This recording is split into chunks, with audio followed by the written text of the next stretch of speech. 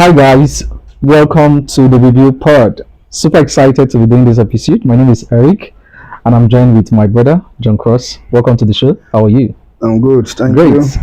awesome. So in this episode, we are reviewing The Forge. The Forge, of course, as you might have watched it or heard about it. It's one of those widely seen Christian movie out there. I think it was even top 10 on Netflix, and it has a whole lot of potentials, right?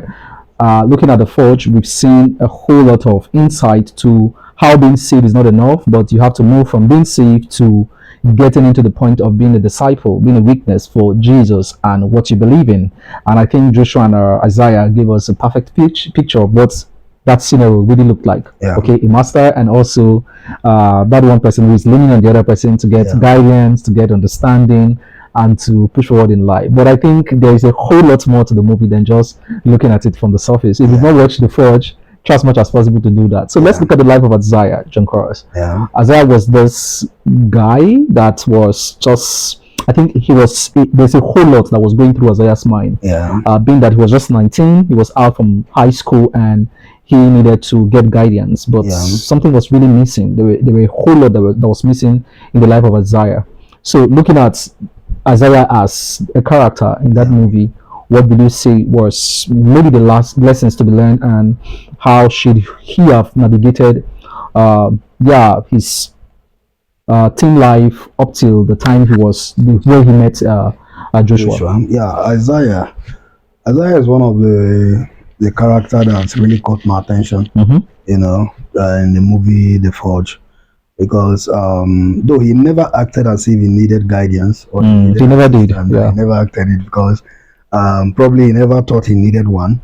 And everybody's a product of his environment and his experience. Of course. So your experiences have a way of Shaping you. shaping you, and then directing what is important to you and what is not important to you. That's true. So at that age, 19, what was the most important stuff to Isaiah was him playing basketball with his guys and him playing video games when he's back home. So he did that all through. At any point in time, the mom called him and said, "I'm in the middle of a game. I'm in the middle of a game."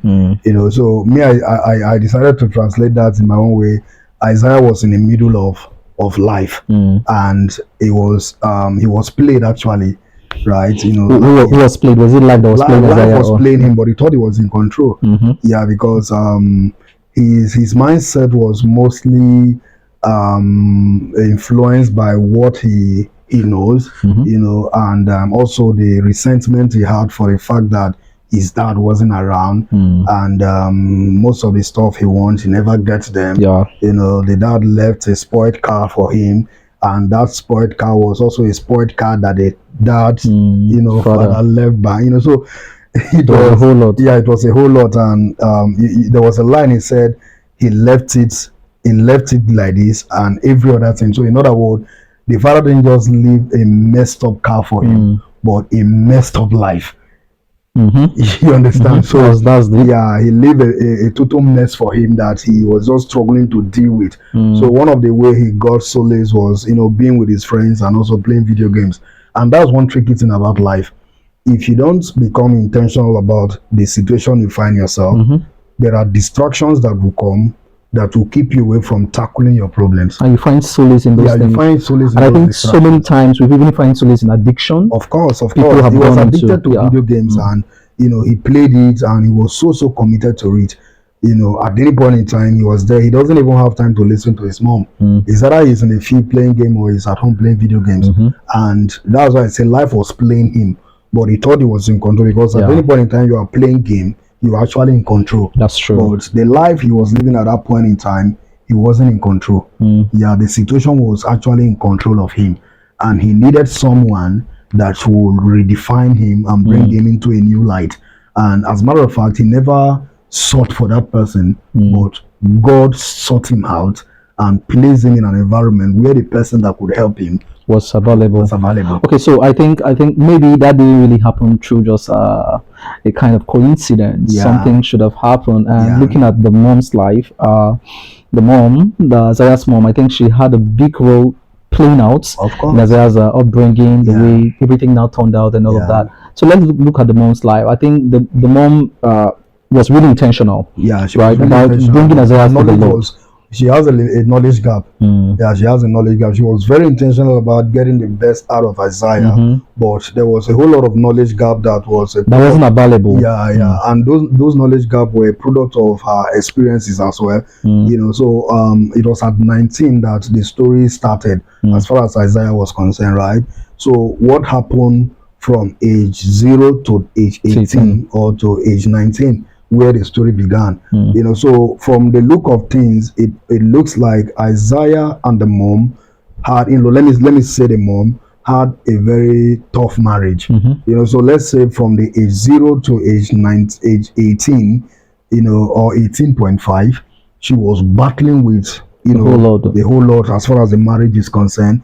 And even at that age 19, when the whole story began, she was still talking about the hurt of the previous years. Of the previous years. You know, the dad.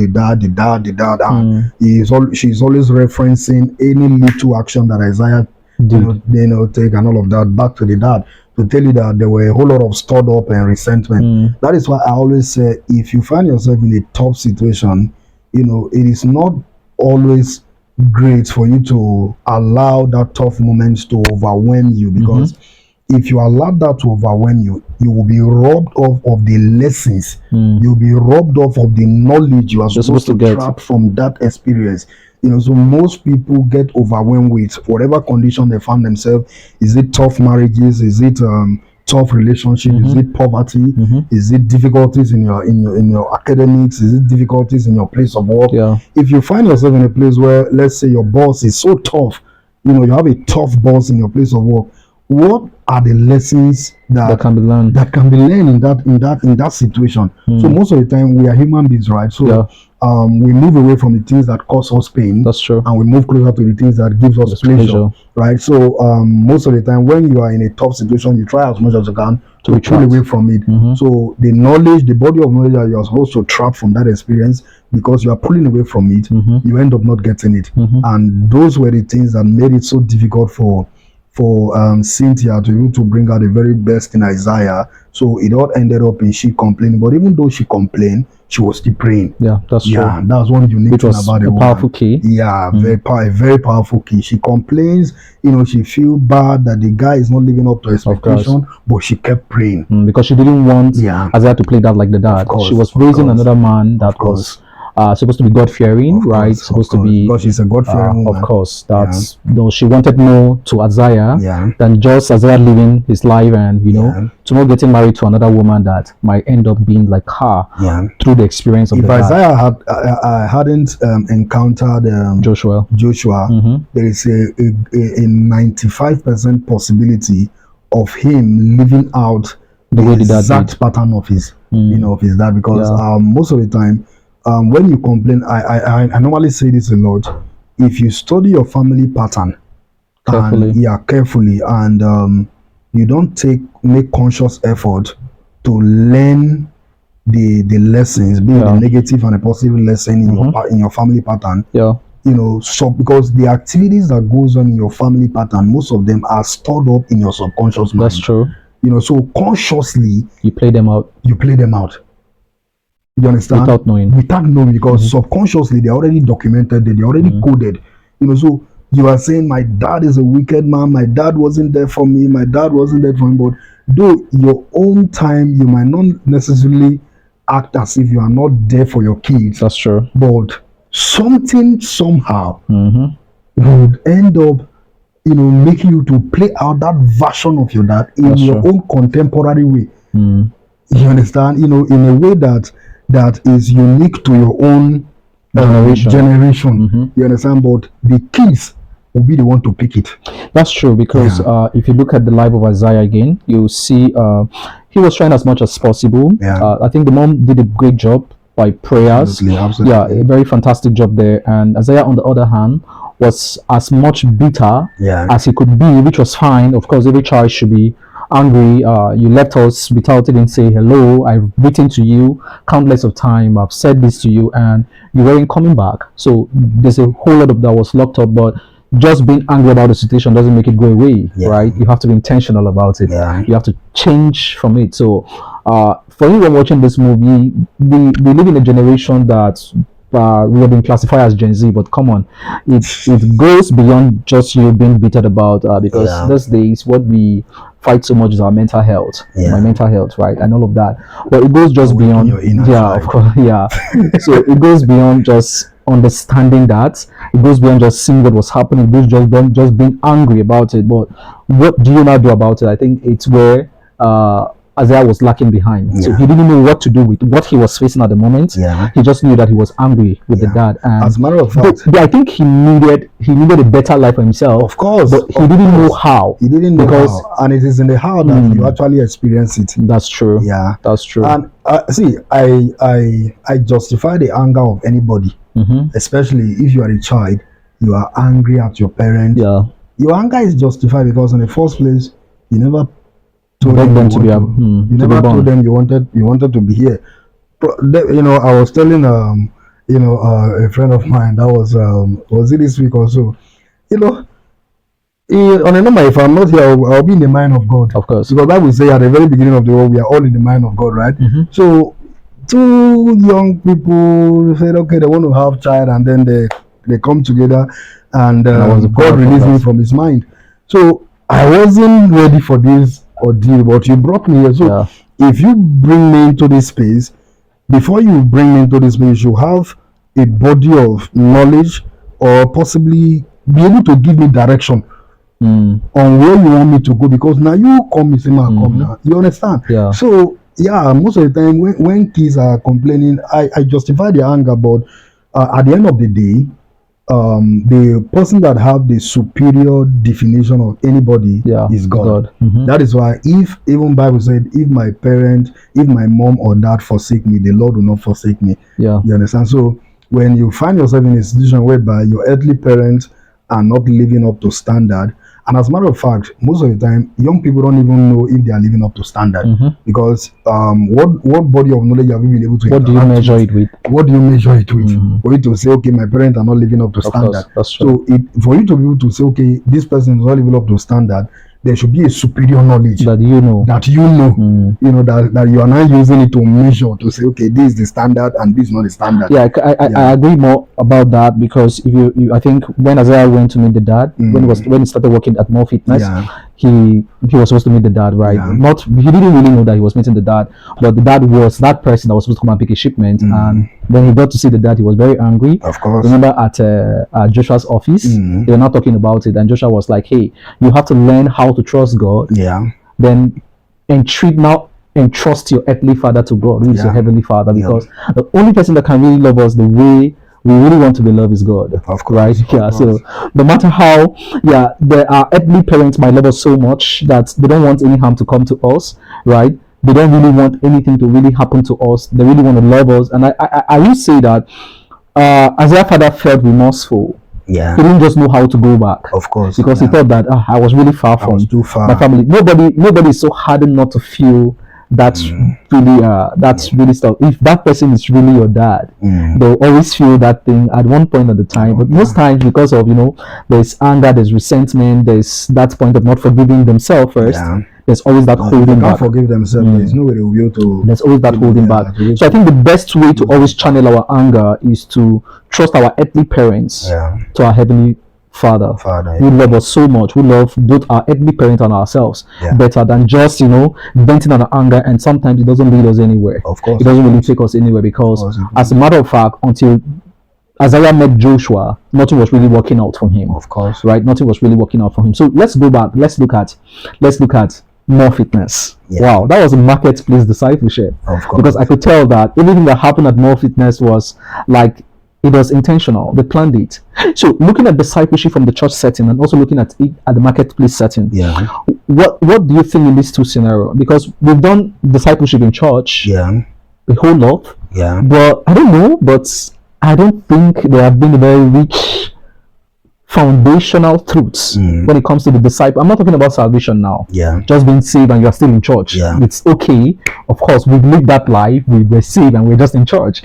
But looking at the marketplace discipleship, where you don't just get Jesus there, but you're groomed there to become the kind of man God really wants you to be, even after finding purpose. How do you see these two scenarios when it comes to discipleship? Yeah, I love the contrasting scenario that played out in that movie. Yeah. Right, because on a normal, we always get the concept of discipleship from Should the be in church. Yeah, from the church setting, but the way they decided to play it out is very important. You know why I say so? Now, if it was the church setting, the soul Isaiah wouldn't have been saved. Okay, can you elaborate on that? Yeah, now I'll explain. Because the mom is a church person. The mom have made several efforts to bring Isaiah to the Lord. Bring Isaiah to the Lord, to get him to church and all of that. But Isaiah always resisted it.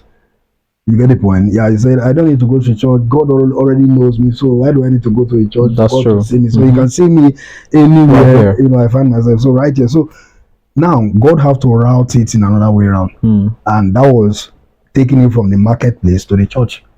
On a normal, it's normally from the church to the marketplace.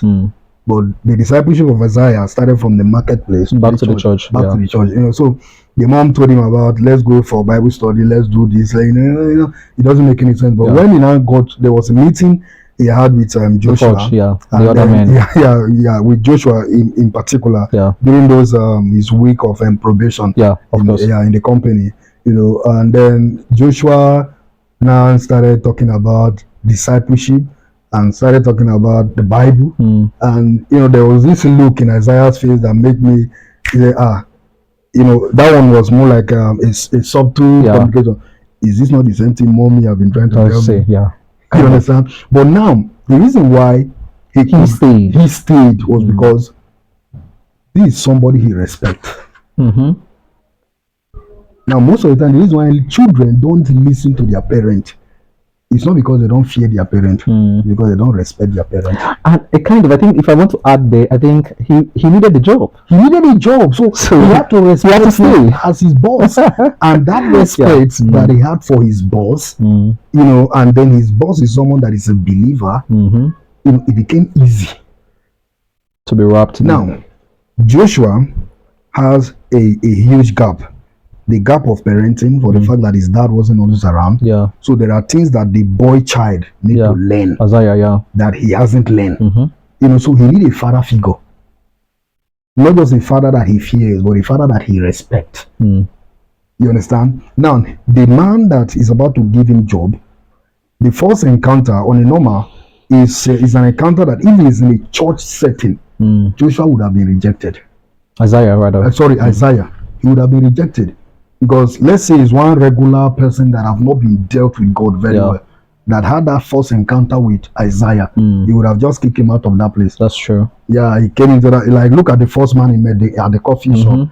So when he got there, the man came and said, it's time to move on. No, but he was not going there to look for no, calm down. Let me tell you something. He went to These look are for two people that had an encounter but how could you know? Hold on, let's talk about that scene for a little bit.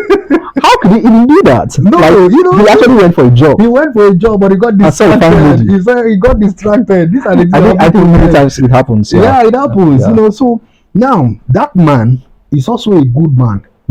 You understand? But he's this kind of a tough person. That man at the coffee shop is a good man. Of course, he is. Yeah, he's a very nice guy. So but he wasn't able to see beyond the arrogant boy that stepped into the coffee shop. That's true. Yeah, because the same energy level he took from that coffee shop was the same energy level he took to more fitness. And then it was even more aggressive in more fitness. You know why? Because he was already provoked at the coffee shop. Yeah. So when he got into more fitness, and then this guy came, he saw him as a salesman. He said, I'm not ready to buy any stuff from you guys, I'm just here to apply for a job. So not this, not because the first man that we tried to engage in a discussion like this, the whole thing blew off and he kicked me out of it. So the guy was already bitter. That's true. But Joshua had a way of he called him, what's your name? So he's this kind of person that has been transformed. So he could see beyond the cracks. He could see beyond the mess, the blemish and all that. So, and probably it ministered something to him.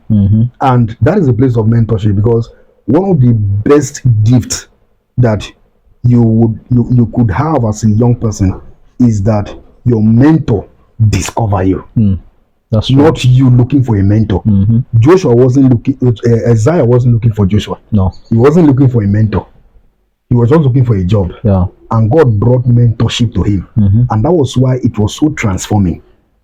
You understand? Because the guy could see beyond this frail person, and then he said, I can make something out of this boy. And he was very intentional about it. And I think we should really do that, most especially sometimes when God gives us platforms that are not really even in church. Very important. To groom people rather than just making them our workers, because it must go beyond. If the agenda of, you see, this issue of we praying for Jesus to come is still far away from us. It kind of, because we can't pray for his kingdom if we are not carrying the kingdom itself. And I think the Forge really puts it in a very perfect personally context. I will need somebody like Joshua. I need somebody like Joshua in my life, because I think we all need that, and we all have to become. No. The man played the father figure, and the mentor. Like, he played it so well. Because do you know what it means to see beyond the cracks? Yeah. Even parents, a lot of parents can't see beyond the cracks of their kids. That's true. They can't see beyond it. They are already overwhelmed with the cost of parenting. That's true. With the challenges of parenting. So immediately children begin to exercise this deviance, this rebellion attitude and all of that. They blow up and they begin to, but Joshua, he saw beyond that, and it was so amazing, because these are the things that births transformation. And one of the things that I always say is that if you meet a transformed man, you'll be transformed. The reason why Paul could minister to Timothy, minister to Philip, minister to Titus, and each of them he met, they became big people. That's true. Timothy became a bishop, at a very young age.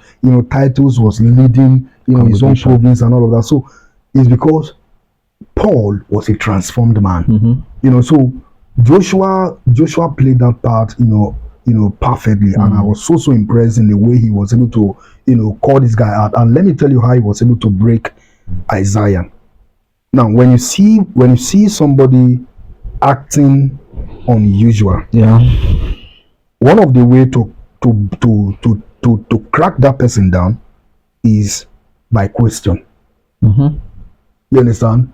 The questions he asked Isaiah were, transformative questions. They were questions that placed responsibility on him. Like, what kind of man do you want to become? You understand? What kind of man do you want to become? What do you want people to see?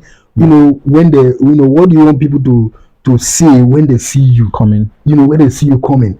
What do you want people to feel when they see you coming? These are questions that the mom never asked him. The mom always say, why are you playing video games? Why are you always sad? Why are you this? Why are you like your father? Why are you like your dad?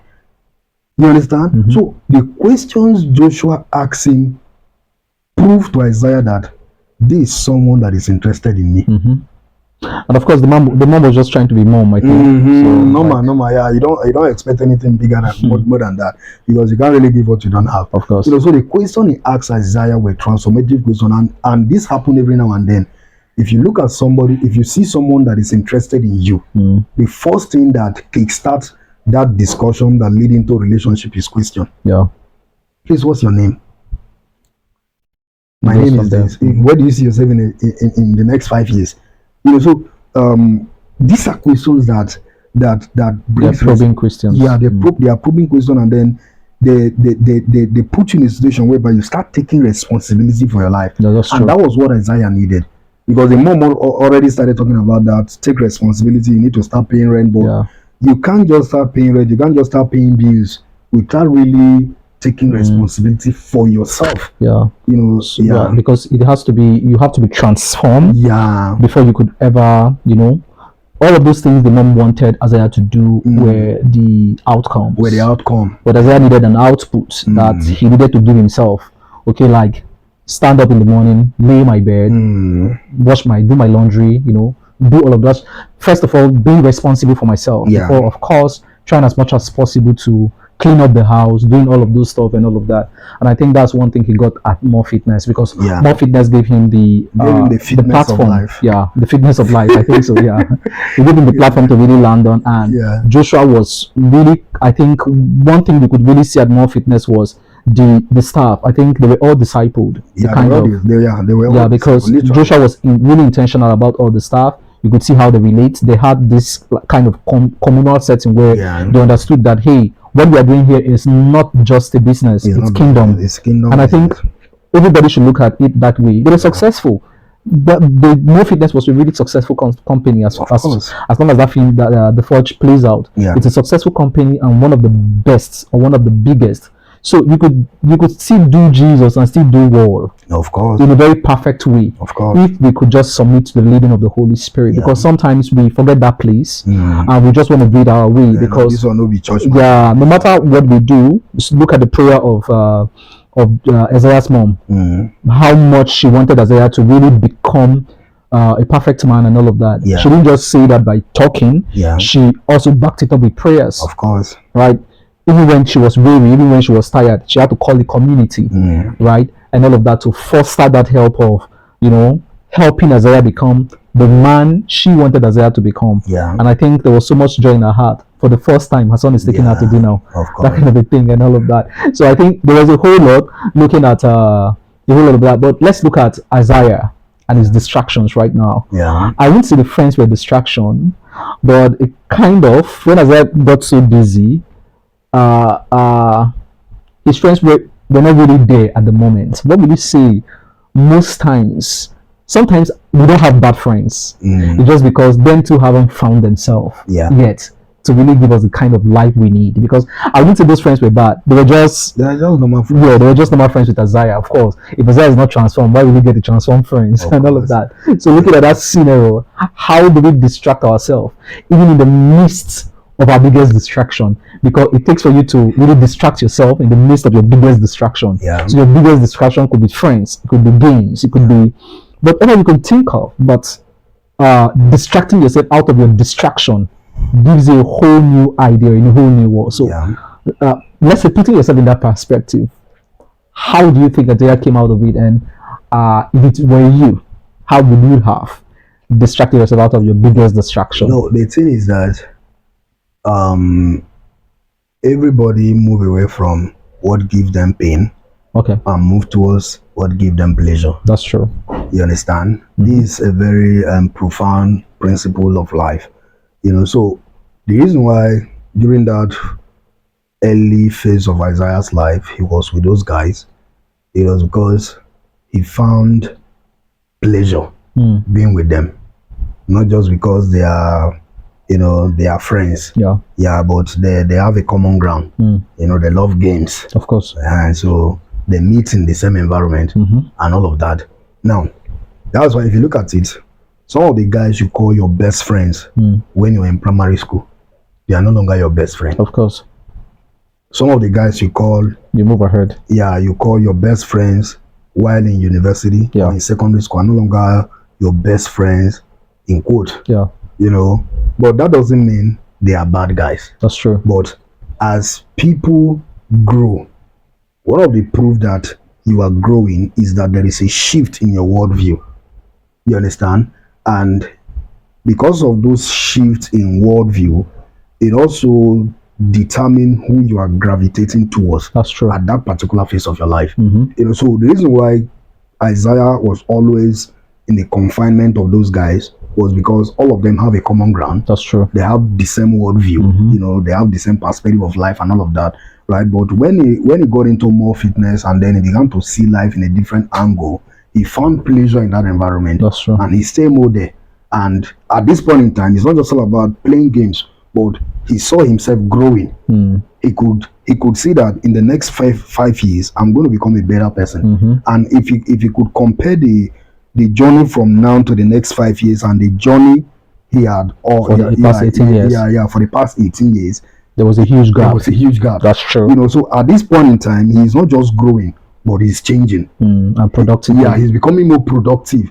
He's seeing himself adding value in an environment, and the value is worldwide. The value is solving problem, because they produce products that people use it for weight loss. People use it for let's say there's a someone that need chiropractic and stuff, physiotherapy, so they were producing a lot of stuff that were adding value to people, society. To the society. So he found himself more productive in that environment, doing things, doing stuff that add value, so automatically he pulls away. That is why I always say that before most of the decisions we make in life, they are too early, and they were not actually too early while you were making a decision, but you make the decision based on the volume of knowledge that you have, and based on the volume of exposure you have. So some of the guys we were so close to while growing up, we are no longer close to them. Why?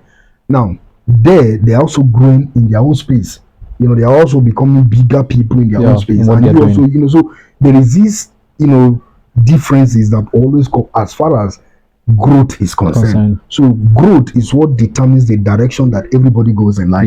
So if you find if a root is in the soil, and then it gets obstructed by, let's say that roots get attracted, let me not say get distracted or obstructed, get attracted by water, it goes towards the water. Hydrotropism. If it is light, it goes towards the light. Of course. You understand? So life is always moving in the direction of growth. So am I growing positively? I'll move towards positive people, and towards anything that add positivity into my life. So that is also where I saw the life of Isaiah, and I know definitely as time goes on, he might still have opportunity to meet with those guys, and they will see him and they'll be like, man, Isaiah. Of course. I think he met with them and they had a whole lot of chats. After a couple of times, for like 3 weeks, they've not met him and all of that. So I think the Forge really give us insight to how we should really live our life. It's not just ending that you are saved, but you have to move towards discipleship. Discipleship not forms the better work that gives you foundational truth or foundational pillars that enables you stand while you are trying as much as possible to figure out life. You can't just do it alone. You have to be in a community. You have to meet men that can transform you. And the Forge, those group of men, were the perfect kind of community Isaiah could find himself. Because from there he grew. From there he got things naturally he wouldn't have been able to get. He got truth. He saw a new family. He saw people too. Check, for instance, all of those men that were there were also mentioning either their children. And it's most times it's really difficult for, especially we that are men, for our fathers to take us to the kind of places they go to. Because especially in Africa. Because sometimes they don't go to they don't go to anywhere you can write home about. But this was Joshua forming a community where men can go and find rest. Not just finding rest in the laps of Delilah, but finding rest, like rest in the Word of God, rest in prayers, rest in eating together. It was a nice circle. And I think we should do that more often, because sometimes we just need a community, we just need a space to talk about how it has been. After talking about how it has been, cry if you can, cry if you must, but pray together. Come out of it together, and just know that there are always people out there that is looking out to you. So it has been an amazing time on this episode of The Forge. I'm super excited that we're really reviewing this, because there's a whole lot more to The Forge. If you've not seen the movie, try as much as possible. It's still on Netflix, and you can also download it in any of the platforms that are available. Of course, subscribe, get to the watch. You can rent the movie. It's out on Rent House and all of that.